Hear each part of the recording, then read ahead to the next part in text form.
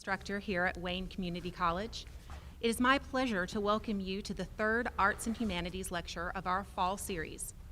Whether you are here with us or watching virtually from home, you'll have an opportunity to ask questions at the end of the program. Our virtual audience will use the chat feature in YouTube to make comments and ask questions. First-time users may have to sign into YouTube in order to post. This evening, we are very fortunate to have Matt Hodge from William Peace University. Mr. Hodge is an award-winning composer, best-selling author, and professor.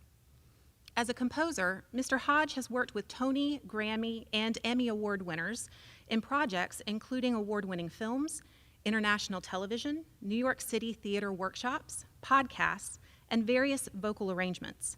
You can hear his music in feature films aired on platforms such as Netflix and Hulu, and in award-winning video games. Additionally, he has ranked as a winner, finalist, and semifinalist in a dozen international competitions, and as a frequent judge for competitions at the regional, national, and international levels. He is currently serving as the Associate Professor of Musical Theater and Theater at William Peace University. Mr. Hodge has an extensive background in working with artists and students who have performed on Broadway, Fox's American Idol, and NBC's The Sing-Off. He has also worked in over 50 theatrical productions, presenting research, and has presented research at 5 international conferences, and worked with clients in 31 countries spanning 6 continents. As an award-winning best-selling author, he has published numerous books, volume chapters, and journal articles with over half a dozen international publishing companies. His most recent book and topic of this evening's discussion, Cool Cats and a Hot Mouse, A History of Jazz and Disney, explores the fascinating and significant historical collaborations between pioneering musicians and Disney. Since its 2020 publication, Hodge's book has earned several awards and nominations, including a 2021 Independent Press Award, a 2020 Nonfiction Authors Association Gold Award, a 2020 Best Indie Book Award, a 2020 Literary Titan Silver Award, and a pending nomination for the 2021 Association for Recorded Sound Collections Award. I had the privilege today of seeing Mr. Hodge in action as he presented topics to Wayne Community College's music appreciation classes on the effects of music and film, and to our introduction to jazz class on the life and career of the famous Billie Holiday. I was engaged by his depth of knowledge and his ability to make connections to our students through real-world applications. I look forward to learning even more from Mr. Hodge in this evening's lecture. Without further ado, please welcome Matt Hodge as he presents his lecture, Cool Cats and a Hot Mouse, A History of Jazz and Disney.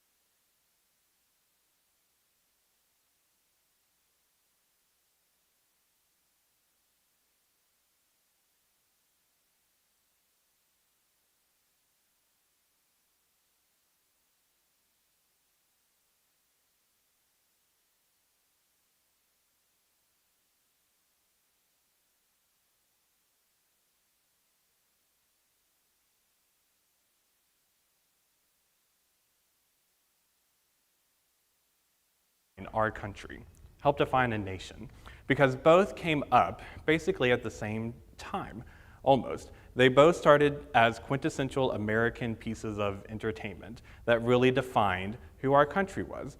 So when I work with students, I always try to have them go back to the root of what is a story? Why do we tell a story? I love the performing arts. I teach classes in music and theater, and why we tell stories on screen, in a recording studio, on a CD, on a stage. Why do we do that? Because as humans, we have to communicate. It's one of the beautiful things about us. Ever since civilization began, we learned how to communicate. And one of the ways we did that is through our arts, how we express ourselves. But the point of it is, we have stories that we want to tell. We have stories we want to share. And both of these empires, basically, Disney and jazz, really built itself on what kind of stories are we going to tell as a people, as a country? How is it going to define us to ourselves? How is it going to define us to the rest of the world? And both of these worlds really did this collaboration together, working together and constantly spiraling. In the book, I describe them as two ships that keep constantly passing in the night, and sometimes they collide with each other. So today, I would like to just sort of go through a little bit of a spotlight about different things in the book that I found interesting, just things about how Disney and jazz have sort of come together in certain type of ways. So it's going to be really informal. I'm someone, I don't like to be trapped behind a podium, so I like to walk, I like to talk. I'll go to the piano, and then afterwards we can do questions if you would like. So this is a quote that I love. Jazz music is a language of the emotions. From Charles Mingus, a really legendary jazz artist. Jazz music is a language of the emotions. Earlier today, in the intro to jazz class that I got to speak at here, I talked with the students and we talked about jazz music and why especially jazz, how it was built on the heart and soul of stories that needed to be told, especially from the people that needed to tell it, the oppressed people of our country, right? Jazz is definitely built on the soul, the heart, the blood, the sweat, tears, the love of Black communities and Black people, and we're going to talk about that. And the stories that needed to be told, that we needed to tell as America, jazz and all of the branches of jazz music were really fundamental in that. And so as a music, as a movement, it really defined culture, and it really defined the worst and best of us as a country. And so jazz music is filled with emotion. In the class today, I went to the piano, and I just started playing jazz chords. And I said, just when you hear jazz chords, you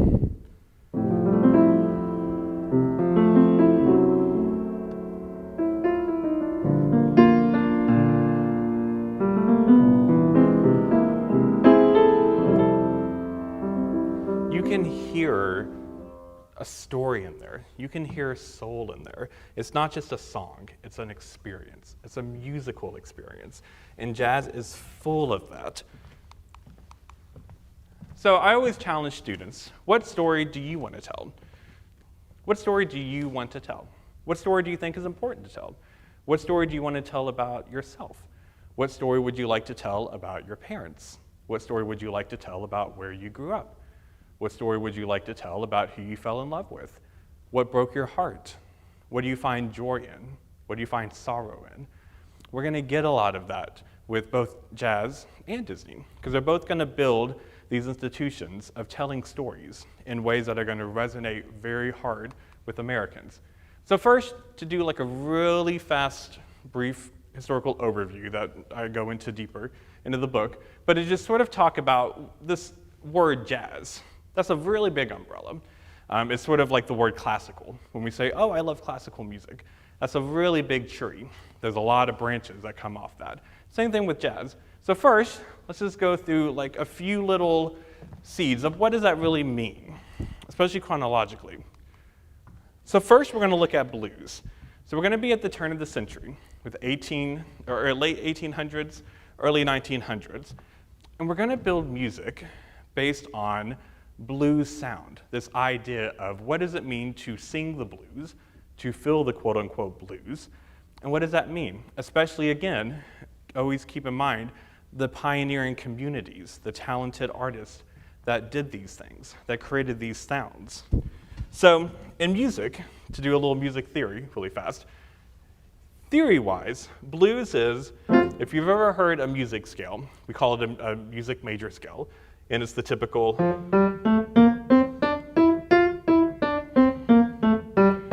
it's like the scale that we teach kids how to play on the piano. A blues scale is going to create a scale based on blues notes, and we're going to flatten some of the notes, specifically 3 of the notes. The third note of that scale, the 5th note, and the 7th note.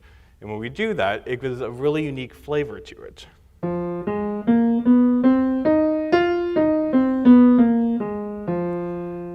Now, when we do that, when we start building chords around that, it starts to give a really fascinating melancholy sound.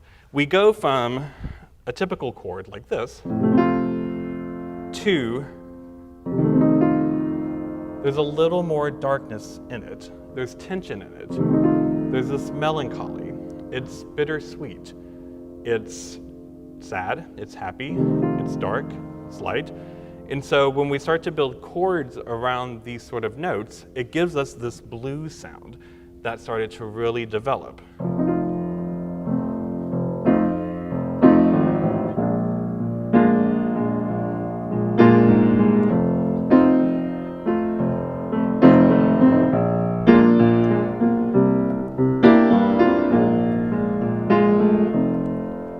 It has this weight to it. And so music, when we come up with the blues sound, it really has a lot of depth and humanity and sorrow and people that want to quote unquote sing the blues. And there's going to be incredible people that really start to develop this sound. And so as blues starts to develop, it creates this notion of music isn't just a song. Music is an emotion. Music is an expression. Music is a movement. Music is a culture. Music is a symbol of people, real people, believing and fighting real things. And then, around the turn of the century, we're going to get to something a little different. We're going to get to something called ragtime.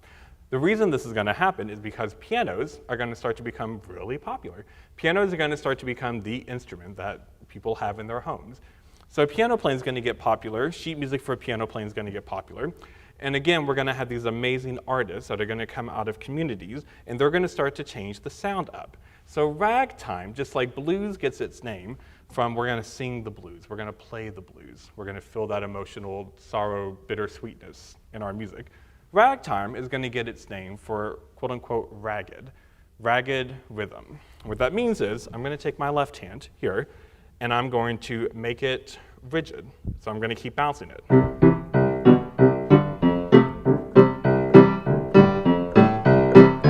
I'm going to just keep bouncing it and making it ragged. So then we're going to start to have tunes like this.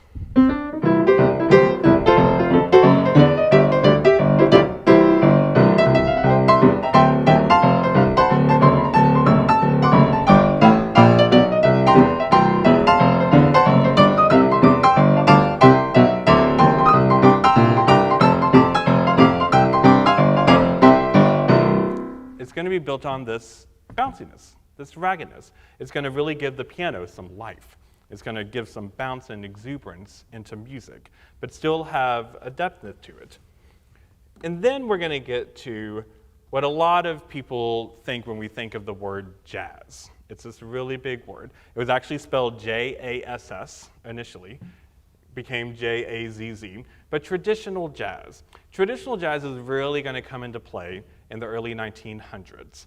1910s is when we're going to start to really get recordings of it. What does it mean? We usually argue that it started in New Orleans, or New Orleans, however you want to pronounce it. But this notion of traditional jazz, sometimes it was nicknamed Dixieland jazz, or New Orleans jazz, but this notion of America really coming into its own and loving jazz music, and it's going to launch the jazz age. The jazz age. So the 20s we often call the Roaring 20s.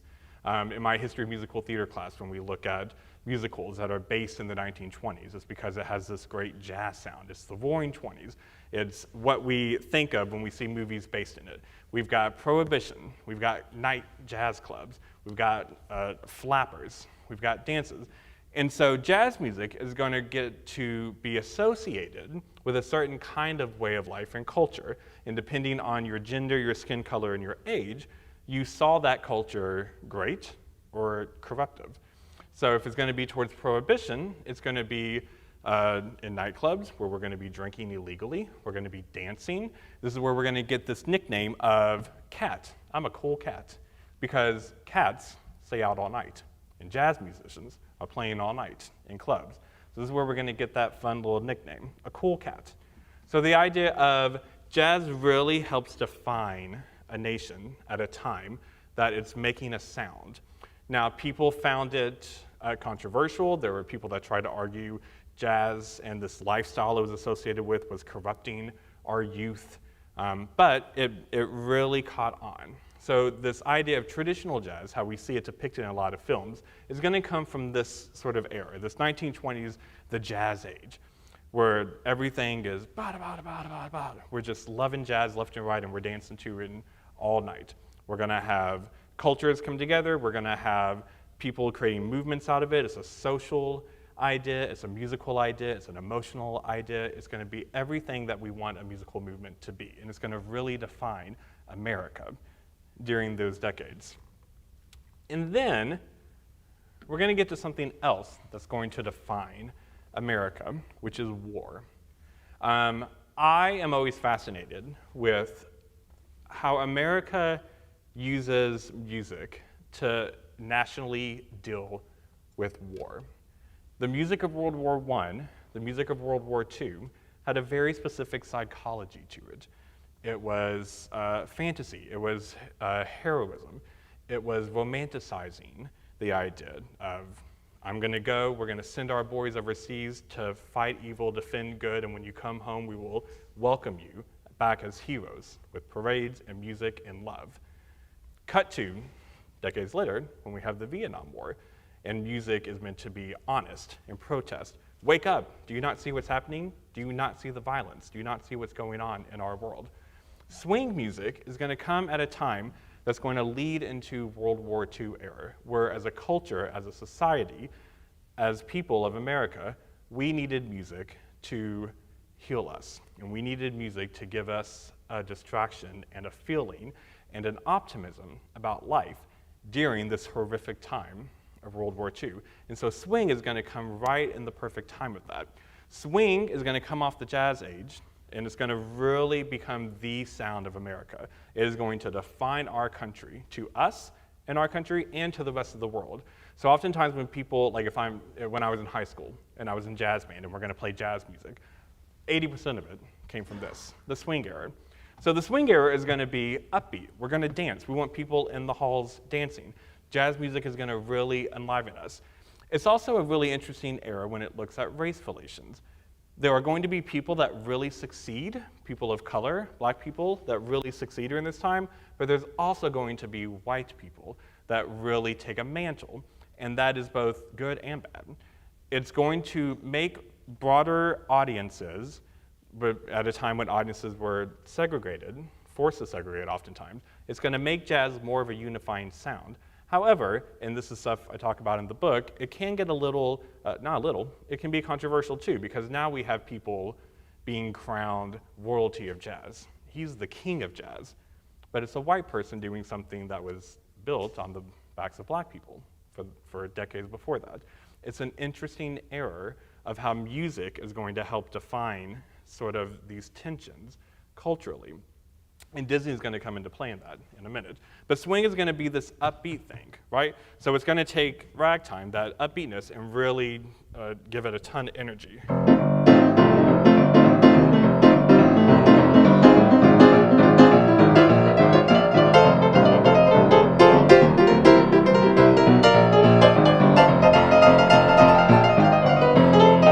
It's meant to like, let's get up, let's dance, let's swing it, right? Then, towards the end of the war and after it, we're going to get to rhythm and blues. And rhythm and blues is going to try to get away a little bit from this big band swing sound. It's going to happen in urban communities, black communities, younger people, and they're trying to get back to, we want a smaller sound. We want to start incorporating new instruments and music that our culture finds really fascinating. Electronic stuff. We're going to do electric guitars, electric bass, where we're going to really sort of use these movements in music to define who we are as a country in good ways, in bad ways, in hard ways. So around this same time, there's also a man called Walt Disney. Heard of him? Kind of well known. All right, there was a man, there was a mouse, and there was a legend. So the man, Walt Disney, he grew up on a family farm. He always grew up as this visionary artist, When he was a young teenager, he took drawing classes at the nearby institute. After he dropped out of college, or dropped out of high school, went to go serve in the war overseas, because he wanted to help with the war era. Once he came back, he uses his art talent for him and his connections to start animation. He wants to try to do film animation. He's going to get success with something about Alice in Wonderland, but not the Alice in Wonderland we all know. It's going to be called the Alice Comedies, and it's going to be a mixture of live action and animation that he's done. This success is going to give him opportunities with a studio, and he's going to start his own studio, and he's going to create a super famous character that is not a mouse. It's a rabbit. He's called Oswald. Oswald the Lucky Rabbit. This was supposed to be Walt Disney's huge image that we all know, right? We all love Oswald the Lucky Rabbit.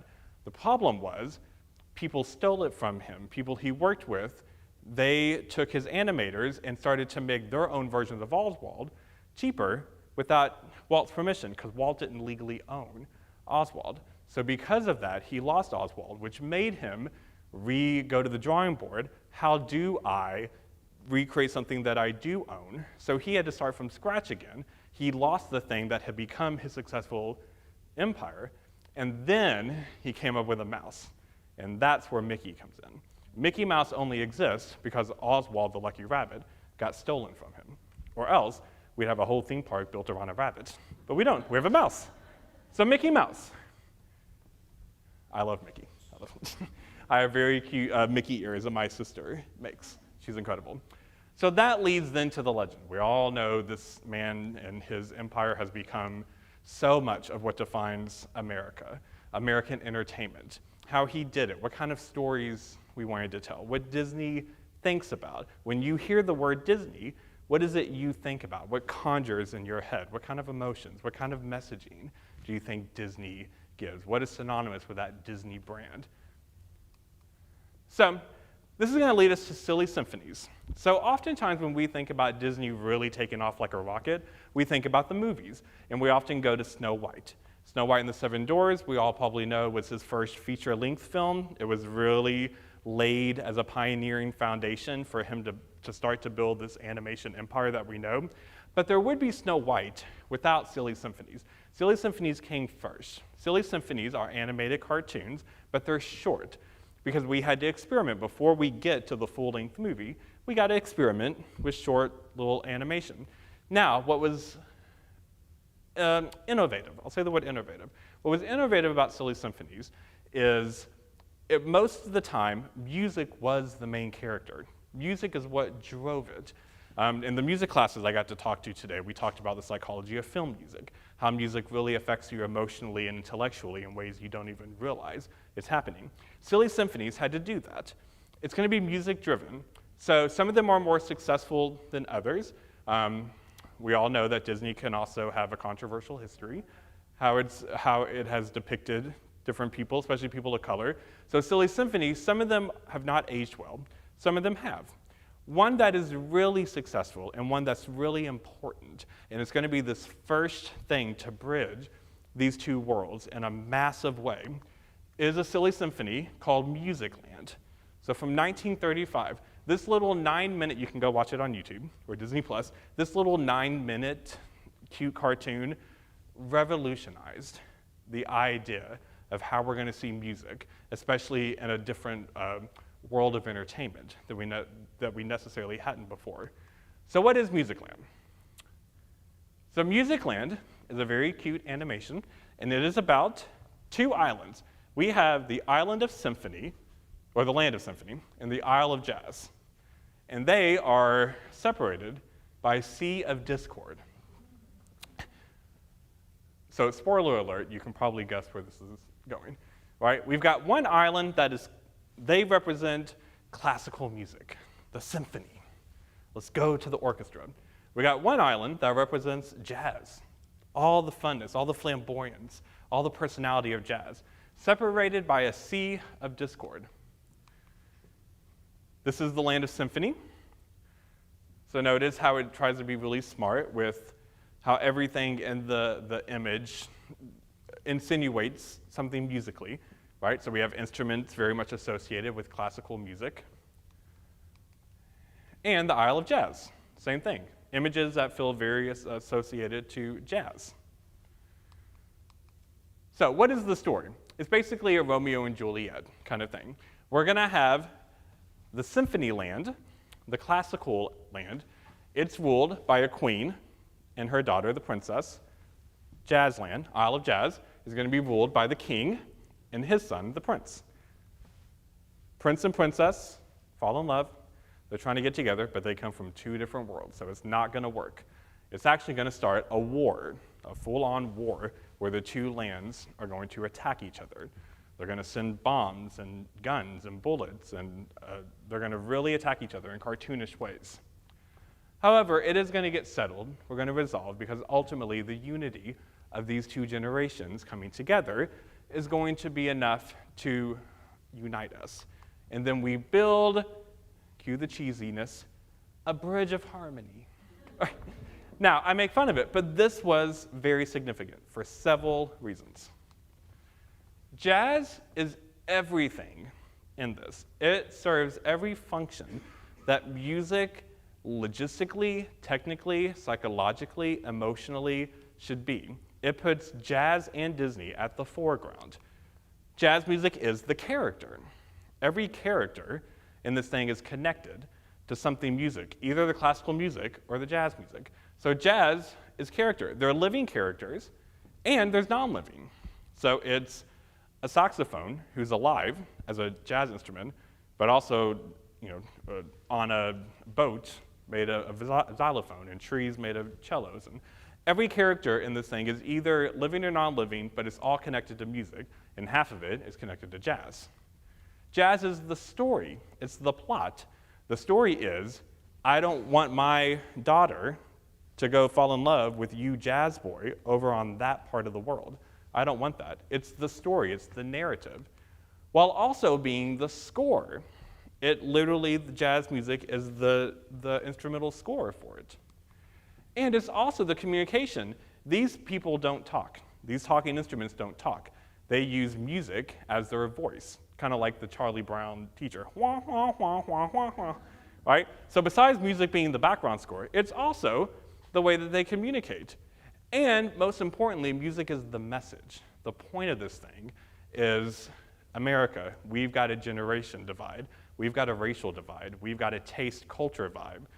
And we are so divided. How can we come together? This cute little 9-minute short, that's adorable to watch, it puts Disney and jazz at the front center equally. And it defends jazz, it argues jazz, and it makes jazz the most important thing in the room. At a time where Disney was using silly symphonies to really gain momentum. Silly symphonies are where Walt won a huge amount of his Oscars, his Academy Awards. Before we ever get to Snow White, we have a decade long of the silly symphonies. It's where his animators perfected techniques that then would be used at the late 30s, early 40s when we get to Snow White, Pinocchio, Dumbo, Bambi, Fantasia, all of sort of the classic features we think of Disney. Without the silly symphonies, we wouldn't have any of that. In jazz, the most successful one, in my opinion, I think history would agree with me, out of all the silly symphonies, some are really silly, some are not successful, some are pretty controversial, but some are really important historically, like this one. So, it started in a cartoon, it ended up in jazz. This is another quote that I really like. So it's from a music historian, pretty famous, Ted Joria. It started in a cartoon, ended up in jazz. This is going to deal with how jazz songs and Disney songs start to come together. So we have this word in the jazz world called standard. Oh, that's a standard. It means something more specific than just, oh, it's a famous song. If it's a standard, that means I go to any jazz club, and it's assumed that I can get on stage, and I can jump up and I can play the song. We can all jam out to it at once. We can all make it up at the same time. We all know it. It's elevated beyond just popular. It's a standard. And in jazz, we really focus a lot on that. So then, how do we start to show those? A big thing that's going to happen in the music world in the 40s is we're going to get George Goodwin, who is a radio program director, he's going to create a system of what he's going to call a TuneDex card system, which is basically a little note card that's front and back, and it's going to show how you can play a song, learn a song, improvise a song, all at once on one chord. So this is going to lead to, in the music world, we often have things called a shorthand or a lead sheet. If I need to learn a song and play it fast, give me a lead sheet. I'll be able to play it a lot faster, because it's giving me a guideline, but I'm also kind of making it up a little bit as I go, because traditional jazz is purely based in improvisation. It was built by a lot of people that didn't know how to read music, and music came out of you in a way that was instinctual. It also leads to things called fake and real books. So once we get TuneDex card system, we're going to get books called fake books and real books that basically is just collecting these. So most jazz people have them. I've played out of them for years. When I go to play jazz at different things, you often will play out of a fake book, out of a real book, and it just basically looks like what I'm about to show you. So, Someday My Prince Will Come. What Disney movie is that from? Snow White. So, we're finally going to get to Snow White, the first feature-length movie for Disney, and one of the songs is Someday My Prince Will Come. Well, this is going to be added to the TuneDex card system, which is going to help solidify this. It's a song from Disney's first feature-length film, and it's a song that's going to get joined into the world of these quote-unquote jazz standards. So this is what it looks like. You can see the front and the back. So this allows me to be able to perform the song in a really shorthand way. It's just going to tell me the melody. It's going to tell me chord ideas, and then I can play on that, and I can improv it, and I can do different things with it.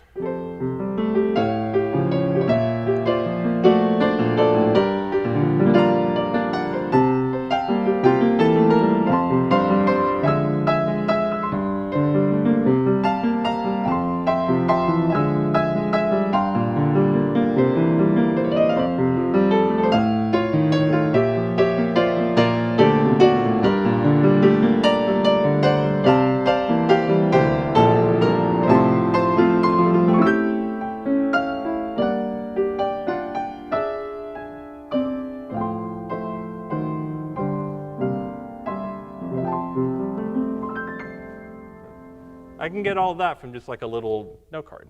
It's really efficient in a way. So a Disney tune is going to get to join those rings. And now this song gets to be a standard. We're also going to have other Disney songs around this time that are going to become standards of jazz. We're going to have Alice in Wonderland.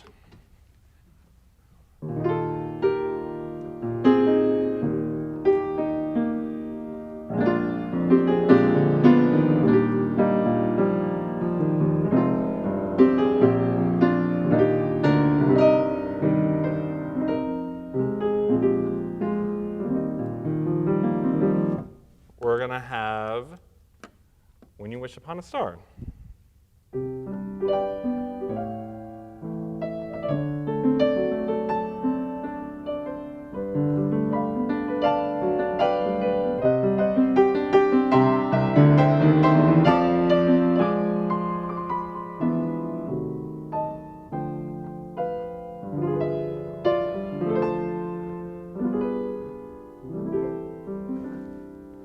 So jazz and Disney are going to get to really elevate each other in a way that solidifies them to a whole broad audience of Americans. Jazz has become a staple. It's going to be really popular. So it's going to become a staple for Disney films throughout the 1940s and the 1970s. So we're going to have a bunch of different examples, and they're all going to sort of go through those different genres we talked about. What kind of sound of jazz do we want? We're going to have Sleepy Hollow, The Legend of Ichabod, and Mr. Toad. So we're going to have a Headless Horseman song sung by Ben Crosby, who's going to be a really popular, famous singer who is known for something called crooning, which is a type of singing voice he does. And he's popular with white audiences for marrying jazz and pop music together. So they're going to invite him to be sort of the big voice of this whole story of the Legend of Sleepy Hollow. And so then he's going to get kind of a jazzy swing song for Headless Horseman.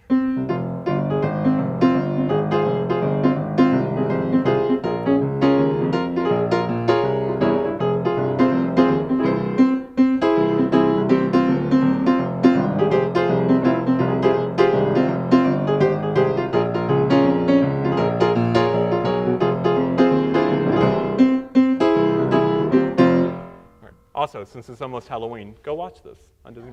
It's one of my favorite. I love The Legend of Sleepy Hollow. We're going to have Lady and the Tramp. So we're going to have Peggy Lee, really famous jazz singer. She's going to lend her voice, and so she's going to sing as a character, and it's going to be this tramp song from Lady and the Tramp. It's going to be very jazzy. It's going to be called He's a Tramp. So it's something she sings as a very lounge, jazzy thing.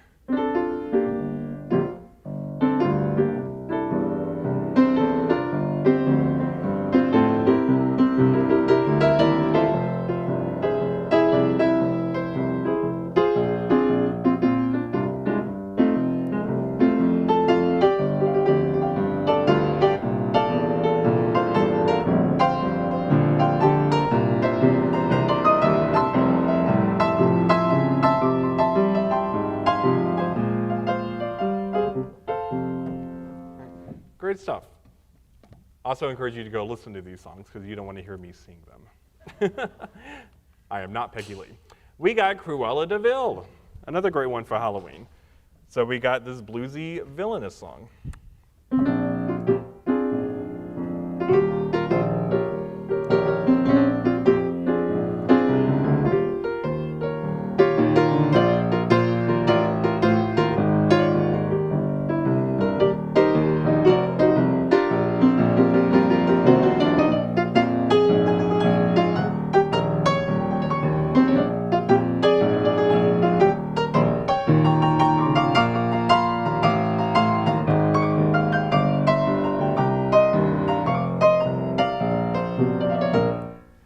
We've got The Jungle Book.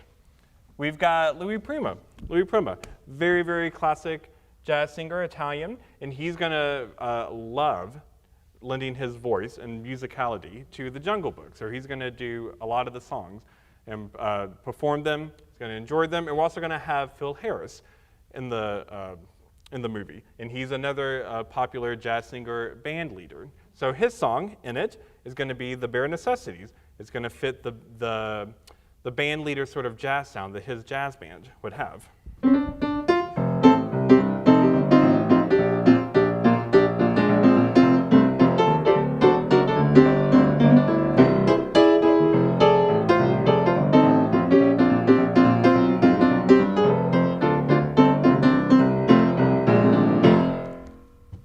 A lot of great stuff. We're going to have the Aristocats. So it's all going to be about cool cats. So we're going to have cool cat jazz cats. All right, we're going to really lean into the fun nickname. We're going to have Scatman Crothers and his jazz singing voice to some really jazzy things.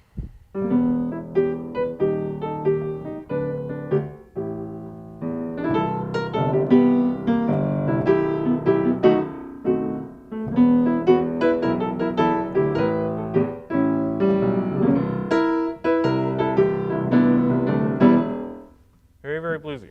And this is just the tip of the iceberg. There is so much stuff where Disney and jazz are going to collide together. We're going to start to have really important albums. We're going to have Duke Ellington. Duke Ellington is going to make an album for Mary Poppins. What's fascinating about this is he gets asked if he would like to make an album about Mary Poppins to promote Mary Poppins. He says yes, but he doesn't want to see the movie.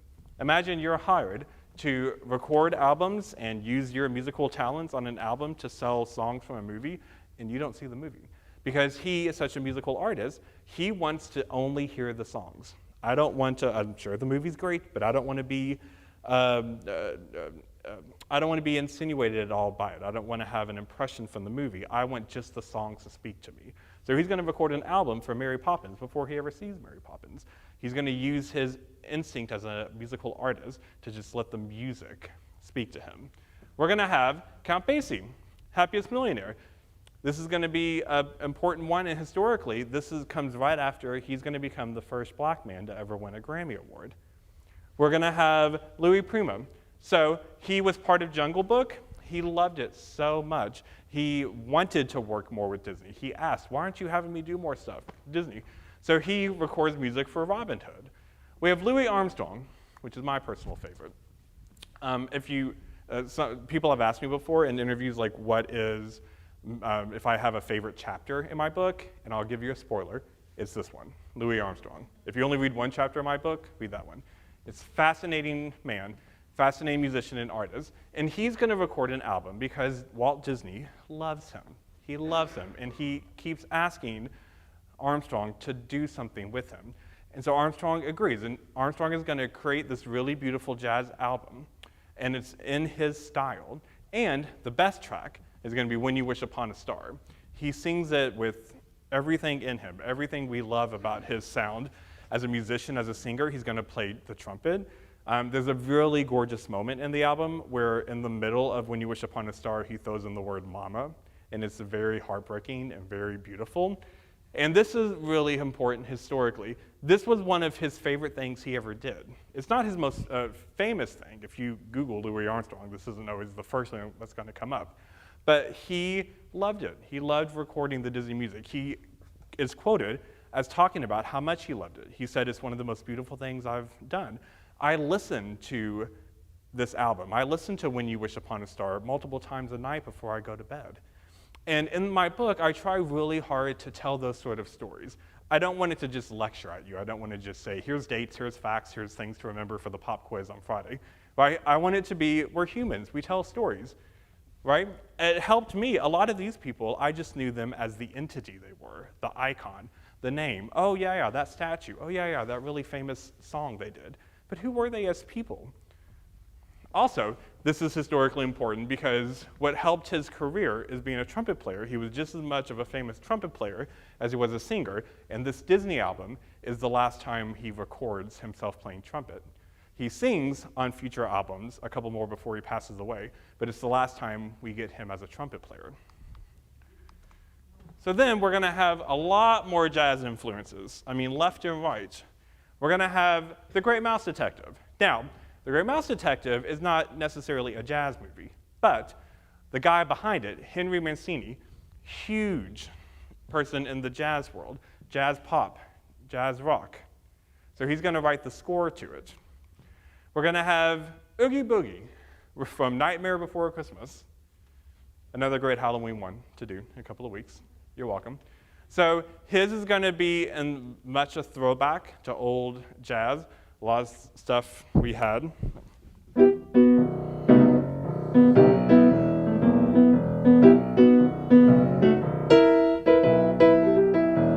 His song it's called Oogie Boogie. I'm the Boogie Woogie Oogie Boogie. So he's going to be a throwback, and we're going to have Who Framed Roger Rabbit. So we're going to have Jessica. Jessica Rabbit's going to come on stage, and she's going to sing a classic jazz song. That's a real jazz song from the height of the jazz age called Why Don't You Do Right? We're going to have the genie in Aladdin is going to throw back to Cab Calloway. Cab Calloway is a really famous entertainer from the height of jazz.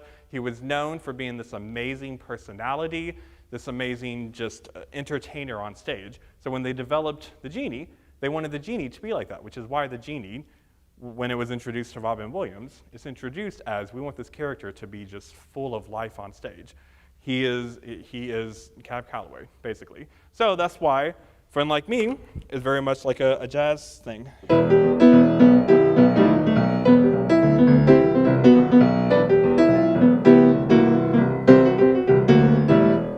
It's going to be very jazzy.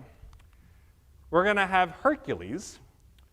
Hercules are going to have a group of amazing singers and women called the Muses, and they're going to sing stuff that's really reminiscent of gospel. This is Disney doing gospel music, and gospel has very much a roots that really influenced blues and the jazz that comes with it. So it's going to celebrate the gospelness.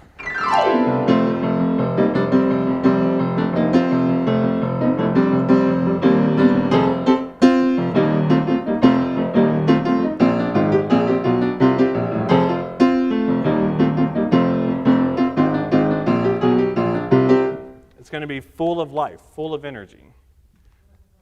We're going to have Fantasia 2000, which is a sequel to Fantasia from earlier in the 40s. But in the segment, they're going to choose a really famous jazz classical piece called Rhapsody in Blue. Rhapsody in Blue is from George Gershwin, who became really famous for marrying the world of jazz and classical music.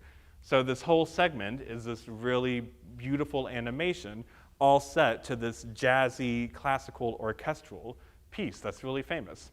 We're going to have The Incredibles. The Incredibles, the score is purposefully written to be an homage to all of the great jazzy rock, pop kind of spy movies that we had, where jazz and rock really started to come into its own in the 50s and 60s. It's going to be a throwback to James Bond kind of music, which has anyone seen the new James Bond movie? Yeah, is it good? Good. I'm hoping to see it next week, so don't tell me any spoilers. All right, it's going to be a throwback to that, to Pink Panther. How do we marry jazz and rock? We got Cute Little Fish. We got Finding Nemo, we got Finding Dory. They're going to, each movie is going to take a really famous, jazzy, swing, height of jazz era kind of song, and it's going to use it in the movie, especially as like credits. So we're going to have the song Unforgettable. We're going to have the song Beyond the Sea. So classic, quote unquote, jazz kind of ballads, and they're going to be in the Nemo movies. We're going to have Ella Fitzgerald almost. So Disney also has a lot of things that got either canceled or just shelved. So one of them was something called Musicana. And it was going to be similar to Fantasia. It was going to be in the 70s. And it was going to have different segments that did different things. So one segment was going to be all about jazz. And it was meant to be a big showcase and highlight for Ella Fitzgerald. Sadly, the thing got shelved. But we almost had it. We have Eartha Kitt, a fascinating woman. She's also one of my favorite chapters I got to write about. So in Emperor's New Groove, we're going to have Yzma. So she's going to be this really greedy villainess. She is going to sing. Eartha Kitt is going to get a song to sing that sadly is cut, but it's in the film soundtrack if you listen to it. It's a fantastic song because her career started off as being a jazz lounge cabaret singer, especially overseas in Paris. And Orson Welles is going to discover her.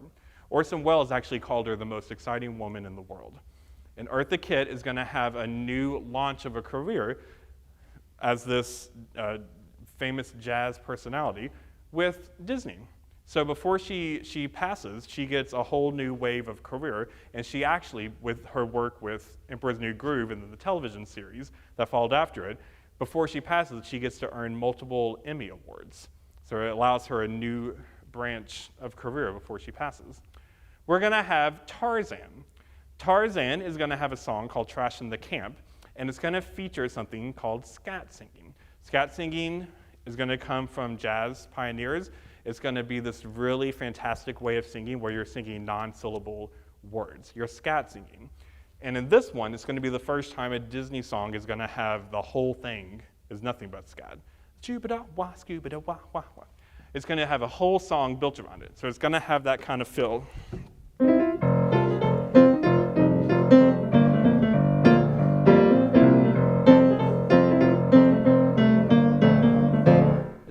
Wah, wah. You're welcome. I know that was beautiful. So, more influences. We're going to have Princess and the Frog. We're going to have Soul.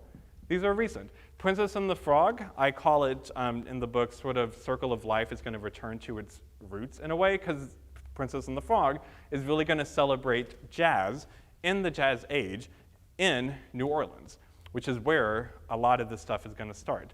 Jazz is going to start. So it's a Disney movie that really tries to pay heritage homage to the roots of jazz, which is why, subsequently, it also became famous because finally, long overdue, it's going to feature a black princess, a black character at the center of it. And then we're also going to get that with Soul. Now, these are also interesting movies because they both center on jazz music. They both, people are arguing that it's progressive because finally, we have black characters that are at the center of movies. But then because of that, there's also going to be some ridicule about how they're portrayed. And are we using jazz music in a good way or a bad way? Is it a stereotype? Is it progressive? It's interesting conversations. There are hard conversations when it goes around music, and the book sort of dives into some of them a little bit, because when we look at the history of jazz, when we look at the history of Disney, it's not always pretty. It's not always easy pills to swallow. It's not always comfortable things, but it's important things, especially, again, when it symbolizes and represents what we're supposed to learn. Our sins as a country, how we've oppressed certain people, our progresses as a country, what defines us as a country, what defines us to the rest of the world, who are we as a people, what can we be proud of, what message are we sending, and how are we sending it? And music really does that. So this is an excerpt from the book. So I write, jazz offers a soundtrack of a nation's history. Its music tells stories of race, war, struggles, relationships, religion, rebellion, freedom, existence, and endurance. Jazz celebrates the soul of America. Disney offers a soundtrack of an idealized nation. Its empire tells stories of fantasy, love, values, imagination, discovery, optimism, innocence, vision, and innovation. Disney celebrates the heart of America. Jazz built itself on America's evolution, while Disney built itself on America's fantasy, ultimately leading both to exemplify the American dream. This book is a tribute and a celebration of two forever connected entertainment empires that helped define a country to both its own people and to the rest of the world. Two empires built by remarkable cool cats and one very hot mouse. So what kind of stories do we want to tell? And as a country, what is our soul and what is our heart? When you look at what Disney tried to build and the stories it puts out, and you can argue how successful and not successful some of them are, but at the heart of it is the heart of the country. What he thinks the messaging is, right? What message do you want to send out? He wants to put out into the world, let's talk about what life could be. What if life was love and fantasy and innovation and progress and stories that made you believe you could be something, you could do something bigger?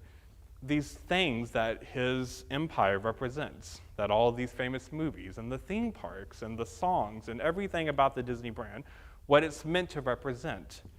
While jazz really celebrates our soul of America. It celebrates who we are as a people. It challenges who we are as a people. It really defines us because all of those things, who we are when we look at race, at war, at death, at religion, life, love, what makes our hearts beat? What makes our hearts break? What makes our hearts jump? What stories do people need to tell in order for us to learn from it? Jazz is all about that. Jazz is a musical experience. And I have a lot of people in my life that would argue Disney is an emotional experience.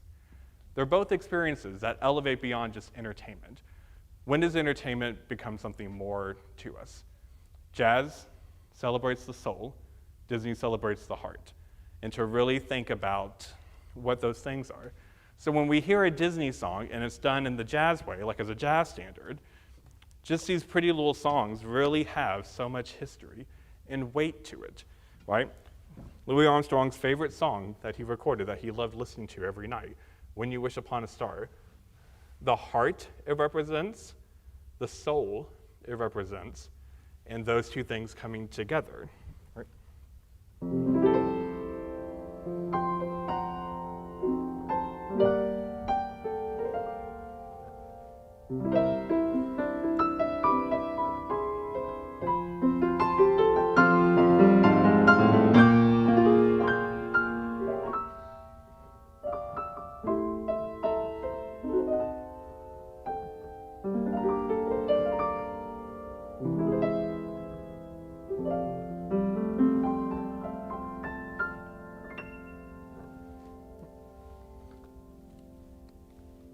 And with that, I thank you for coming. Thank you.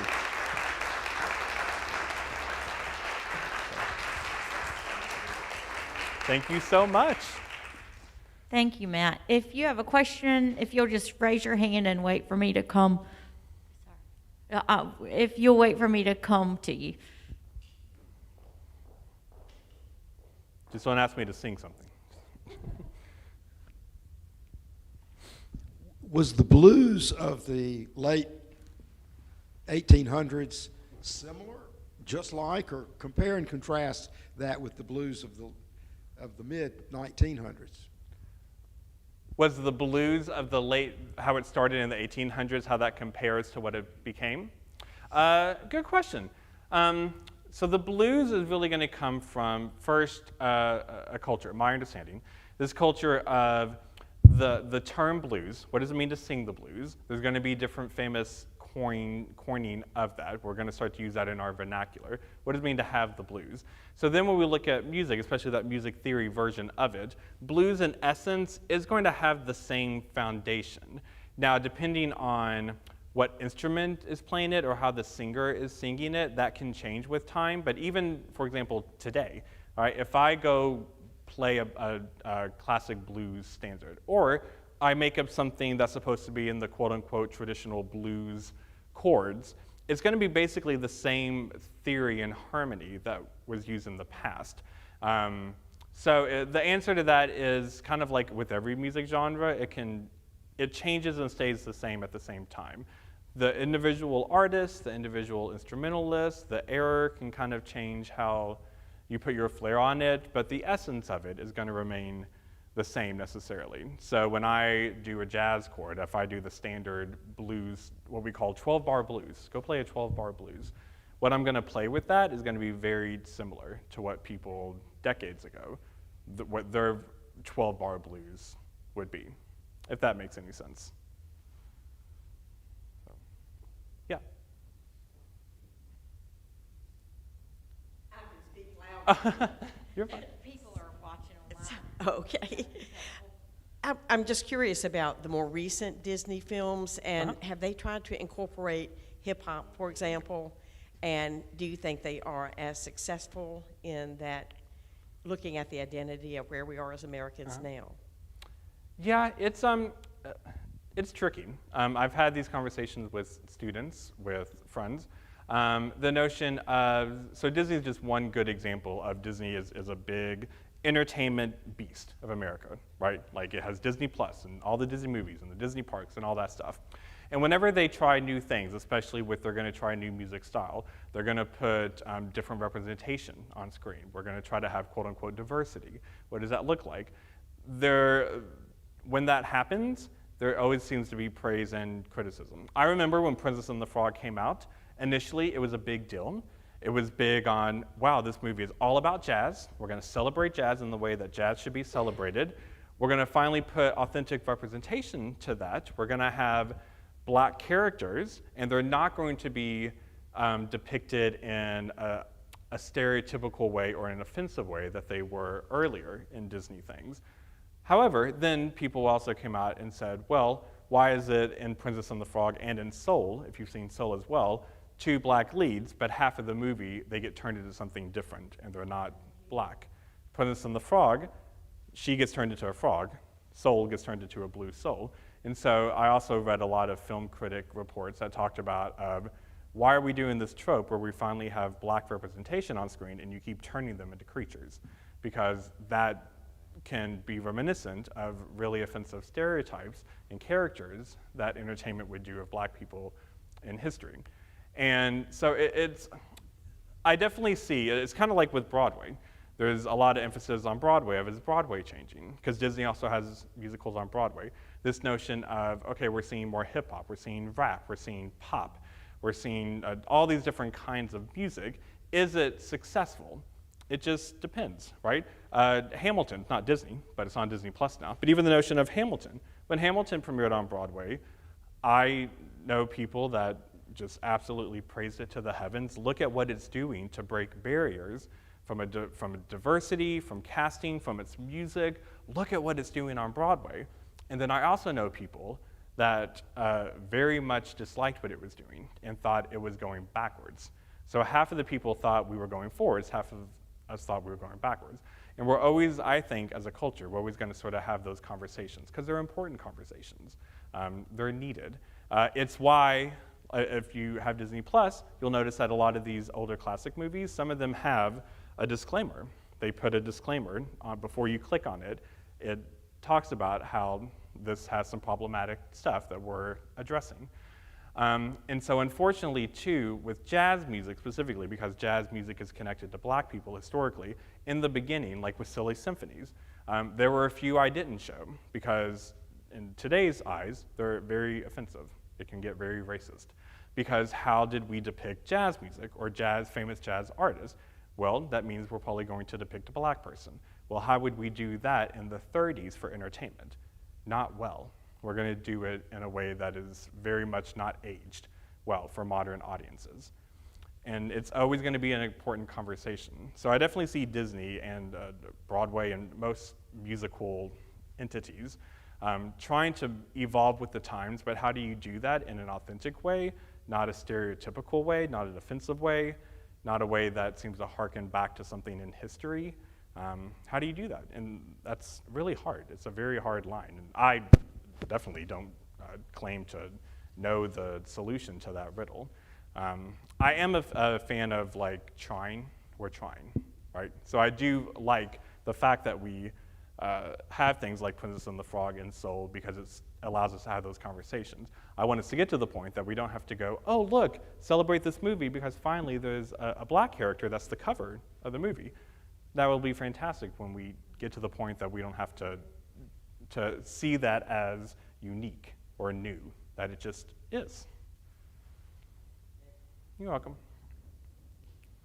I will say it's tricky. When I was writing the book, I'll be honest with you all, writing the book was tricky because the book is about music and celebrating people in music, but you can't talk about jazz music without talking about race. You just can't.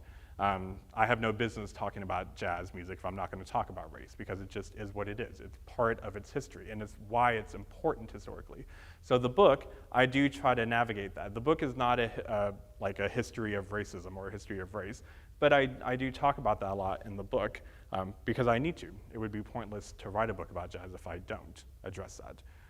And I also fully admit I obviously am a white person, and being sensitive to that, I tried really hard when I was writing the book that I let people read it. I got feedback because I wanted to make sure, am I handling this in a sensitive way, in an appropriate way, in an intelligent way?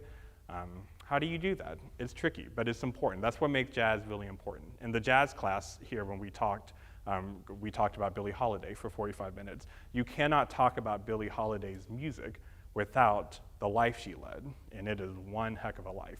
And a lot of that life is oppressed because of her race. So you can't talk about her music without addressing those hard issues to discuss, but they're important.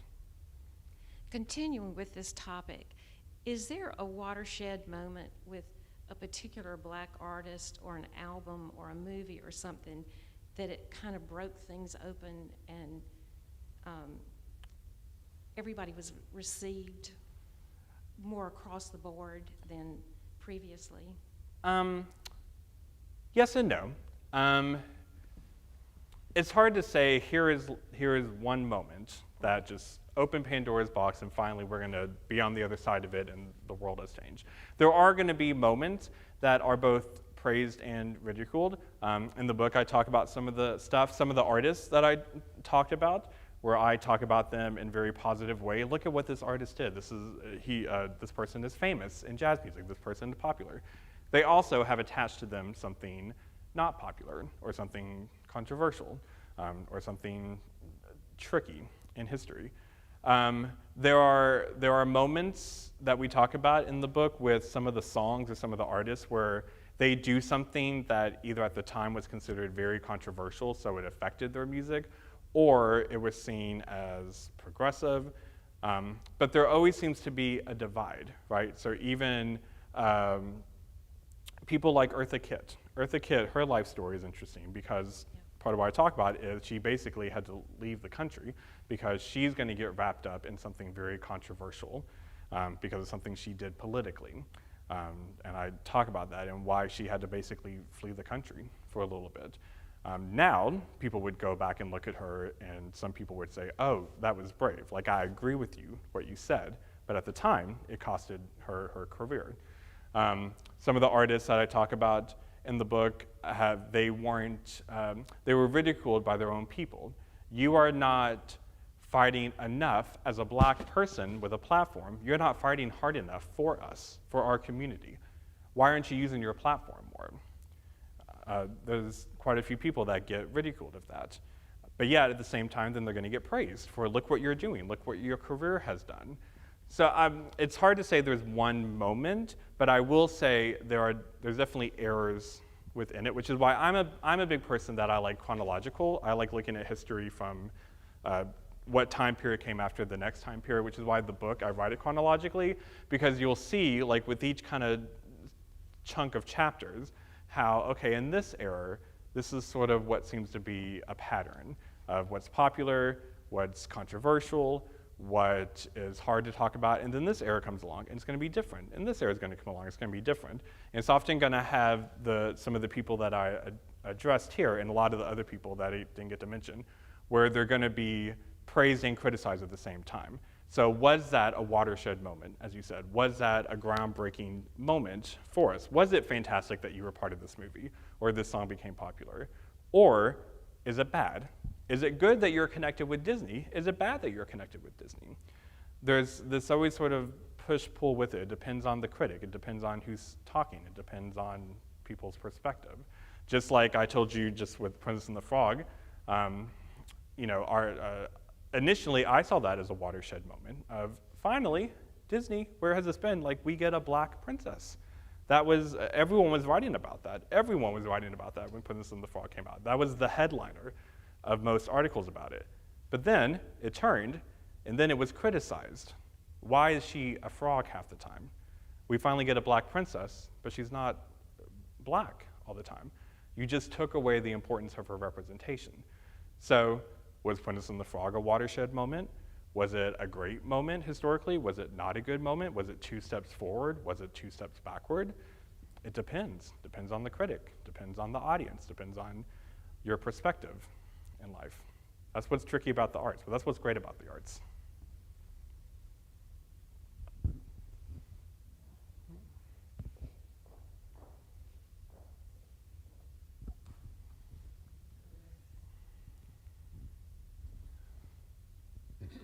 Wouldn't it be nice when we don't have to worry about whether or not the person is black or white, but just be able to represent something in a way that is uplifting, aspiring, and that we don't have to, as Martin Luther King used to say, don't have to worry about the color of the skin. Yeah, yes, that would be lovely. But again, that's why I love jazz. I love all kinds of music, but jazz to me is really important because you get both of that. White people, I mean, I've played jazz music in jazz bands. There's a lot of white artists historically that really helped move jazz music to a very important movement of jazz. But we also have to acknowledge where it came from. What back is it built on? Where does it come from? If I'm at the piano and I'm, as a white person, playing jazz, I have to realize what history comes with that. And so I agree, this notion of, yes, it'll be lovely that one day we don't have to always talk about that. One day I don't have to point out, look at this special Disney poster, because it's just normal. It's what it is. But until we get to that point, it's also important to always acknowledge the history of it, which is why when I sit down and play jazz, I try really hard to think about the history and know and be conscious that I am playing it. Where did it come from? Am I elevating it at all? How do I respect it? And again, those are really hard questions. Those are tricky questions, but those are important questions. That's why I love teaching college, because college you have to have difficult conversations at times. Yeah. I don't have a question. This has been great. But would you play a piece for us, one of your favorite jazz pieces? Would I play a piece? Yeah. Oh. In the evening. Okay.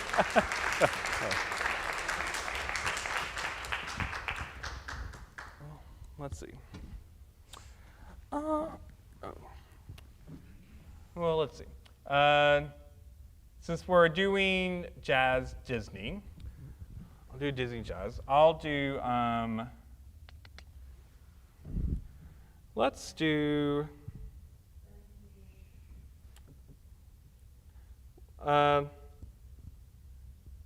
let's go back to Alice in Wonderland. I'm going to dedicate it to my sister because my sister, that's her favorite Disney movie. And my sister is a 2-time cancer survivor. And she just got cancer, cancer-free a little bit. So I'll play Alice in Wonderland. And what I'll do with it is I'll go back to my Toondex card, wherever I put that thing, because that's going to help me because I'm getting old and don't always know everything by memory.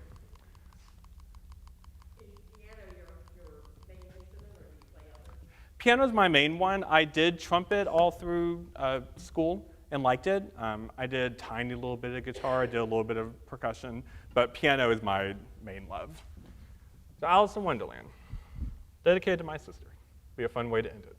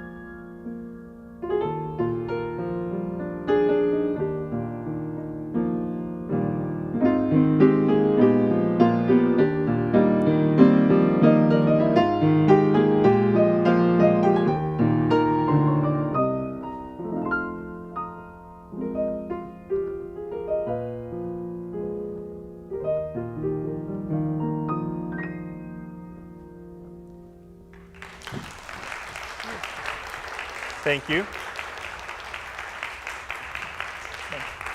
Thank you so much for coming out. I really appreciate it. Thank you. Thank you.